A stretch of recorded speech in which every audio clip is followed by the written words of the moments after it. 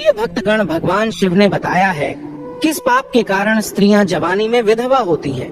मित्रों, एक बार माता पार्वती ने भगवान शिव से कहा, हे प्रभु, मैं देख रही हूँ कि कुछ स्त्रियां विवाह के तुरंत बाद विधवा हो रही है।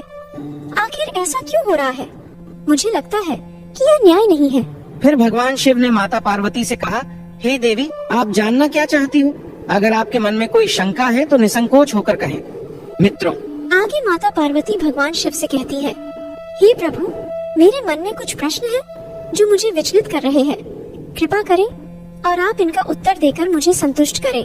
फिर भगवान शिव कहते हैं, हे देवी पार्वती, अपने प्रश्न मुझे बताओ, मैं तुम्हें उनके उत्तर देकर तुम्हें पूरी तरह संतुष्ट करने का प्रयास करूंगा। पूछो गौरी, क्या है तुम्हारे प्रश्न? तब माता पार्वती ने कहा, प्रभु, मेरा पहला प्रश्न है कि कौन सी स्त्री विवाह होने के बाद ससुराल जाते ही विधवा हो जाती है। मेरा दूसरा प्रश्न है कि किस पाप के कारण स्त्रियों को जवानी में विधवा होना पड़ता है। और तीसरा प्रश्न है, पति की लंबी आयु के लिए स्त्रियों को कौन सा व्रत करना चाहिए। मित्रों, तब मुस्कुराते हुए भगवान शिव कहते हैं, हे गौरी, मैं तुम्हारे इन सारे प्रश्नों के उत्तर एक छोटी सी कथा के माध्यम से दूंगा, मगर मेरी एक शर्त है। मैं तुम्हें जब तक कथा सुनाऊं, तुम्हें इस कथा को पूरे ध्यान से और अंत तक सुनना होगा, क्योंकि आधी अधूरी कहानी सुनने से अधूरा ज्ञान प्राप्त होता है, जो जीवन में कभी काम नहीं आता। तो मित्रों, कथा आरंभ करने से पहले हमारा आपसे निवेदन है कि इस कथा को पूरा ध्यान से सुने और चैनल को सब्सक्राइब अवश्य करें। मित्रों, फिर भगवान शिव कहते हैं, हे देवी पार्वती, यह कथा मेरे प्रभु और भक्त भगवान श्री हरि विष्णु के एक अवतार की है। तो सुनो, एक ब्राह्मण था जो पूर्व जन्म में एक क्षत्रिय था, जिसका नाम सुधर्मा था। उसके माता पिता नहीं थे। वह अकेला अनाथ ही एक साधु के साथ पला पड़ा और शिक्षा ग्रहण करने के बाद राज्य सेवा में सैनिक का काम करने लगा। अभी तक उसका विवाह न होने के कारण उसकी कोई संतान भी नहीं थी। वह जो कुछ भी धन कमाता था वह उसे सेना के भंडार में जमा कराता था। मित्रों, फिर एक दिन वामन नामक युवक उसी सेना में भर्ती हुआ।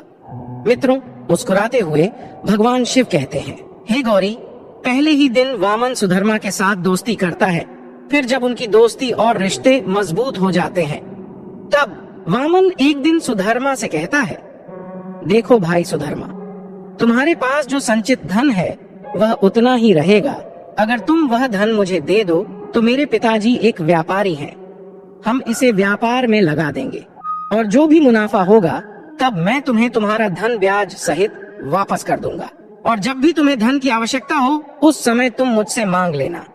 मित्रों, फिर भगवान शिव कहते हैं, हे देवी पार्वती, इस तरह सुधर्मा ने अपना सारा धन वामन को व्यापार में लगाने के लिए दे दिया। फिर वामन उस धन को व्यापार में लगा देता है। व्यापार में सफलता मिलने लगी और वृद्धि होने लगी, और कुछ ही समय बाद वामन ने सेना को भी छोड़ दिया।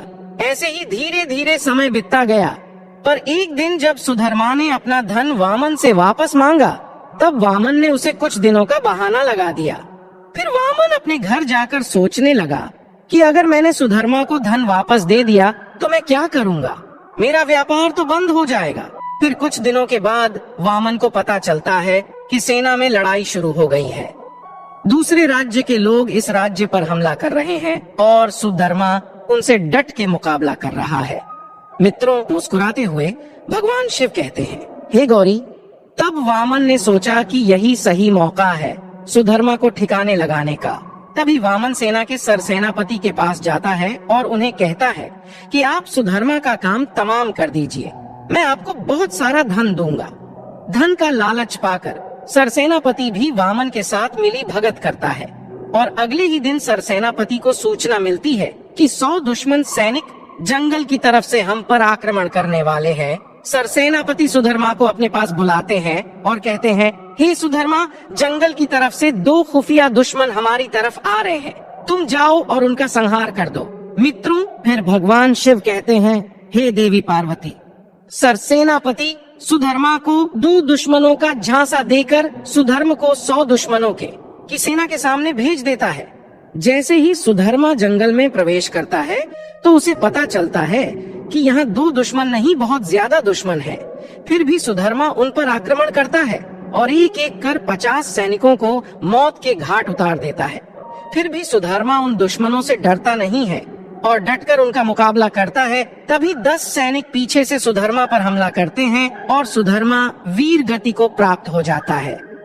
मित्रों, भगवान शिव कहते हैं, हे देवी पार्वती, अपने मित्र के द्वारा धोखा देने से सुधर्मा वीर गति को प्राप्त हो गया। जब वामन को पता चला कि सुधर्मा मारा गया तो वामन बहुत खुश हुआ।